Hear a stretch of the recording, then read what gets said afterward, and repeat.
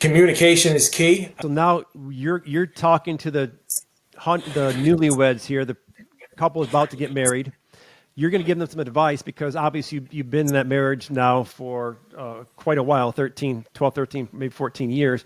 You speaking to the young couple who's about to go to the altar and say, I do, that things change. Marriage things do change. It's not the honeymoon.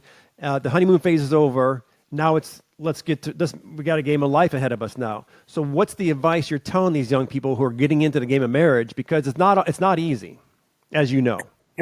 Communication is key. I think communication is number one in a relationship. You've got to be able to talk things through. Remy and I had some problems communicating early on in a relationship where we were better communicators via text message than we were verbally going back and forth. And if you find yourself in that position, that's okay. As long as you articulate your feelings, your thoughts, whatever it is that you're going through, to be able to discuss, to have those conversations with each other. Ideally, it's sitting down face to face without screaming, without yelling.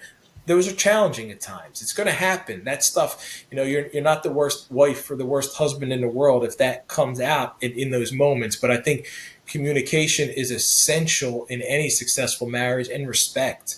Number one has got to be respecting each other, respecting the sanctity of that marriage, and being able to just show each other love, compassion, care, grace. And things are going to happen. There's going to be challenges. There's going to be difficulties. There's always adversity in life. And for us, our relationship is built. The foundation is our faith.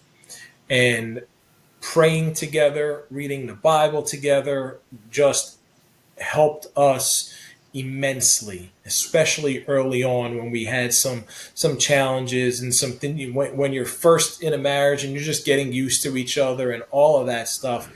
We were able to lean heavily on our faith, and now that we're parents, we see that reflected in our daughters. One of my two twins is always like, don't forget to pray, don't forget to pray. And it's the cutest thing. I mean, they're just about to turn 12 and she's like, hey, Daddy, don't forget to pray. All right. And awesome.